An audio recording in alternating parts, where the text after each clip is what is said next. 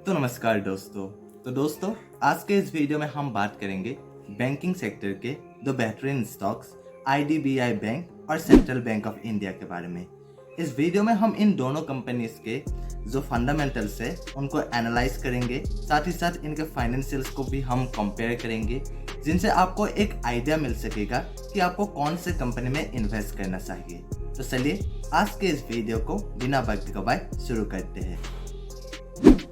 तो गाइस चलिए सबसे पहले हम इन दोनों कंपनीज के बारे में थोड़ा सा जान लेते हैं। अगर हम बात करें आईडीबीआई बैंक के, तो इसका जो पेरेंट ऑर्गेनाइजेशन है वो है आईडीबीआई बैंक लिमिटेड। अगर हम इसके सीईओ की बात करें तो वो है श्री राकेश शर्मा। अगर हम इसके फाउंडेड ईयर की बात करें तो वो है 2004। अगर हम इसके बाद बात करें सेंट्रल बैंक ऑफ इंडिया के, तो सेंट्रल बैंक ऑफ इंडिया के जो पेरेंट ऑर्गेनाइजेशन है वो है सेंट्रल बैंक ऑफ इंडिया। इसके जो सीईओ है वो है श्री मातम राव। अगर हम इसके फाउंडेड ईयर की बात करें तो वो है 1911।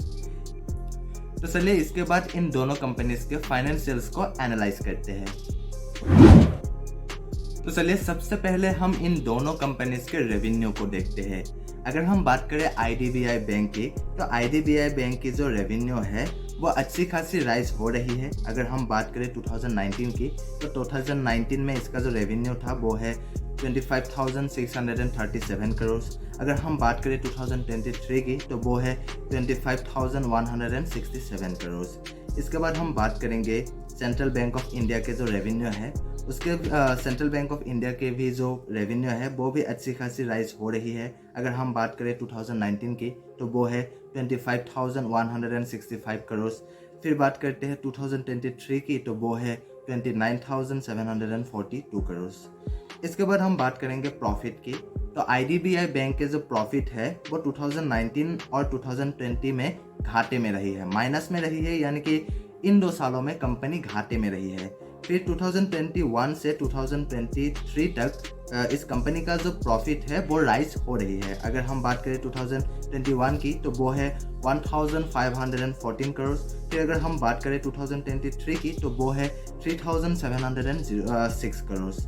इसके बाद हम देखेंगे हम सेंट्रल बैंक ऑफ इंडिया के जो प्रॉफिट है। सेंट्रल बैंक ऑफ इंडिया के अगर आप प्रॉफिट को देखेंगे तो 2019, 2020 और 2021 में इसका जो प्रॉफिट है वो माइनस में रही है, यानी कि इन 3 सालों में कंपनी जो है वो घाटे में रही है। फिर 2022 में इसका जो प्रॉफिट है वो है 1,076 करोड़ और 2023 में है 1,679 करोड़।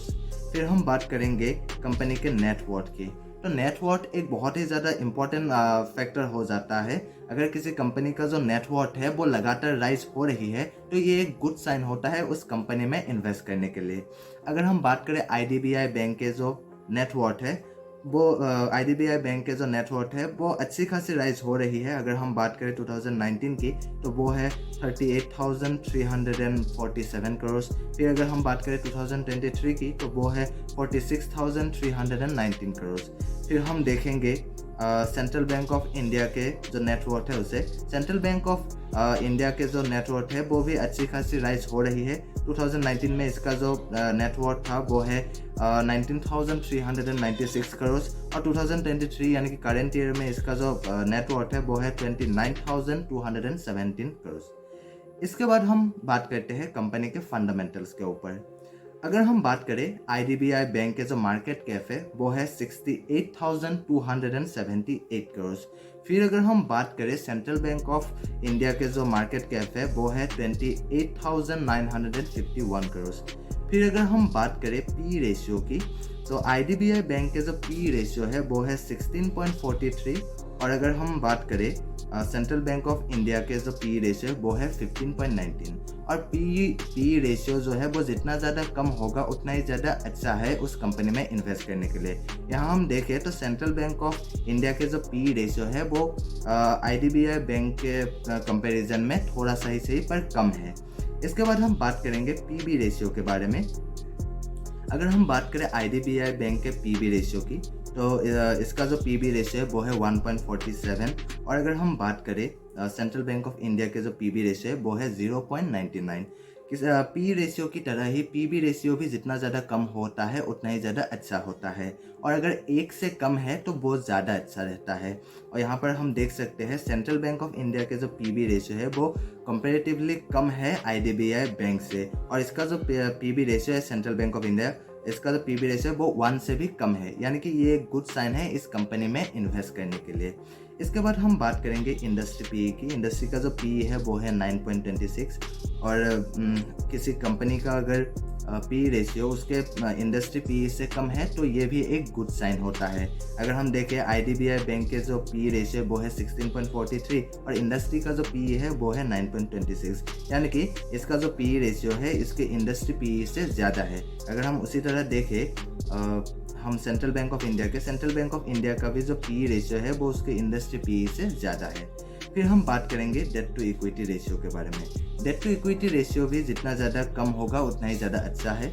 आईडीबीआई बैंक के जो डेट टू इक्विटी रेशियो है वो है 0.57, और अगर हम देखें सेंट्रल बैंक ऑफ इंडिया के जो डी रेशियो है वो है 0.34, यानी कि सेंट्रल बैंक ऑफ इंडिया के जो डी रेशियो है वो कंपेरेटिवली कम है आईडीबीआई बैंक से। पर आईडीबीआई बैंक का भी जो डी रेशियो है वो भी अच्छी खासी है, इतना ज़्यादा डेट नहीं है इस कंपनी के ऊपर। इसके बाद हम बात करेंगे आरओई के बारे में। आरओई जितना ज़्यादा होगा उस कंपनी में इन्वेस्ट करना उतना ही ज़्यादा अच्छा माना जाता है। आरओई यानी कि रिटर्न ऑन इक्विटी। अगर हम बात करें आईडीबीआई बैंक के जो आरओई है वो है 8.34%, और अगर हम बात करें सेंट्रल बैंक ऑफ इंडिया के जो आरओई है वो है 5.91%, यानी कि जो आईडीबीआई बैंक है इसका जो आरओई है वो कंपैरेटिवली ज़्यादा है as compare to central bank of India, और ये एक गुड साइन है इस कंपनी में इन्वेस्ट करने के लिए। इसके बाद हम बात करते हैं ईपीएस की। ईपीएस यानी कि अर्निंग पर शेयर। ईपीएस की अगर हम बात करें तो आईडीबीआई बैंक के जो ईपीएस है वो है 3.86, और अगर हम बात करें सेंट्रल बैंक ऑफ इंडिया के तो सेंट्रल बैंक ऑफ इंडिया के जो ईपीएस है वो है 2.20। फिर अगर हम बात करें डिविडेंड यील्ड की तो आईडीबीआई बैंक के जो डिविडेंड यील्ड है वो है 1.57%, और अगर हम बात करें सेंट्रल बैंक ऑफ इंडिया के जो डिविडेंड यील्ड है वो यहाँ पर नहीं दिया गया है, और डिविडेंड यील्ड जितना ज़्यादा होगा उतना ही ज़्यादा अच्छा है, क्योंकि अगर किसी कंपनी का जो डिविडेंड यील्ड है वो ज़्यादा है इसका मतलब ये है कि वो कंपनी जो है वो आपको आगे भी एक अच्छी खासी डिविडेंड पे कर सकती है। फिर अगर हम बात करें बुक वैल्यू की तो आईडीबीआई बैंक के जो बुक वैल्यू है वो है 44.23, और अगर हम देखें सेंट्रल बैंक ऑफ इंडिया के जो बुक वैल्यू है वो है 34.23। फिर अगर हम बात करें फेस वैल्यू की तो आईडीबीआई बैंक के जो फेस वैल्यू है वो है 10, और अगर उसी तरह हम देखें सेंट्रल बैंक ऑफ इंडिया के जो फेस वैल्यू है वो भी है 10।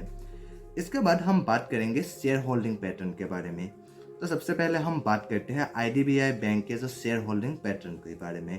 अगर हम यहाँ पर आईडीबीआई बैंक के शेयर होल्डिंग पैटर्न को देखें तो प्रोमोटर्स के पास बहुत ही ज़्यादा शेयर्स है 94.71%, और किसी कंपनी में अगर उसके प्रोमोटर्स के पास 45% से ज़्यादा शेयर होता है तो ये एक गुड साइन होता है उस कंपनी में इन्वेस्ट करने के लिए, क्योंकि प्रोमोटर्स अपने पास ज़्यादा शेयर कब रखते हैं जब उनको अपने ऊपर विश्वास हो, उनको अपने कंपनी के ऊपर विश्वास हो कि ये कंपनी जो है वो आगे एक अच्छी ग्रोथ दिखा सकती है, तभी वो अपने पास ज़्यादा शेयर रखते हैं। तो उसी तरह अगर हम बात करें सेंट्रल बैंक ऑफ इंडिया की तो सेंट्रल बैंक ऑफ इंडिया के भी प्रोमोटर्स के पास 93.08% शेयर्स मौजूद है।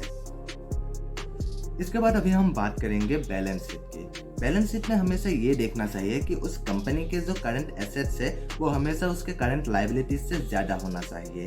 अगर हम आईडीबीआई कंपनी के बैलेंस शीट को देखें तो इसका जो करंट एसेट्स है वो है 1,29,140 करोड़, और इसके पास जो करंट लायबिलिटीज़ है वो है 2,56,135 करोड़, यानी कि इस कंपनी के ऊपर करंट लायबिलिटीज़ जो है वो ज़्यादा है। फिर एक और बात हमें यहाँ पर नोटिस करना चाहिए कि बैलेंस शीट में टोटल एसेट्स और total liabilities year on year change हो रही है कि नहीं, और इसका जो टोटल एसेट्स है वो हमेशा राइज होनी चाहिए और इसका जो टोटल लायबिलिटीज़ है वो कम होनी चाहिए। अगर हम बात करें टोटल एसेट्स की 2023 में कंपनी के पास टोटल एसेट्स है 2023 में 3,31,497 करोड़, और इसके पास टोटल लायबिलिटीज़ है 2,85,178 करोड़। अगर हम 2022 की बैलेंस शीट को देखें IDBI बैंक के, तो तब इसके जो टोटल एसेट्स थे वो है 3,23,056 करोड़ और इसके पास जो टोटल लाइबिलिटीज़ थी वो है 2,59,784 करोड़। इसके बाद हम देखेंगे सेंट्रल बैंक ऑफ इंडिया के जो बैलेंस शीट है उसे। सेंट्रल बैंक ऑफ इंडिया के जो बैलेंस शीट में हम यहाँ पर देख सकते हैं करंट एसेट जो है वो है 1,80,012 करोड़ और अगर हम बात करें टोटल लाइबिलिटीज़ की, करंट लाइबिलिटीज़ की, वो है 3,60,666 करोड़। यानी कि इस कंपनी के ऊपर भी लाइबिलिटीज़ ज़्यादा है as compare to current assets. अगर हम बात करें टोटल एसेट्स की, तो टोटल एसेट्स है 4,70,079 करोड़ और इसके बाद अगर हम बात करें टोटल लाइबिलिटीज़ की, तो वो है 3,77,862 करोड़। अगर हम 2022 की बात करें तो टोटल एसेट्स थे 3,87,435 करोड़ और इसके पास जो टोटल लाइबिलिटीज़ है वो है 3,59,885 करोड़। तो गाइस, आज के लिए बस इतना ही और अगर आपको ये वीडियो पसंद आया तो प्लीज़ लाइक करिए और अगर आप इस चैनल पे नए हैं तो प्लीज़ सब्सक्राइब भी कर दीजिए और अगर आप मुझे इंस्टाग्राम में फॉलो करना चाहते हैं तो लिंक डिस्क्रिप्शन में दिया गया है। और वीडियो के आखिर में मैं आपको एक डिस्क्लेमर देना चाहूँगा कि ये जो वीडियो है ये सिर्फ एजुकेशनल पर्पज़ के लिए बनाया गया है और किसी भी स्टॉक्स में इन्वेस्ट करने से पहले खुद से रिसर्च ज़रूर करिएगा।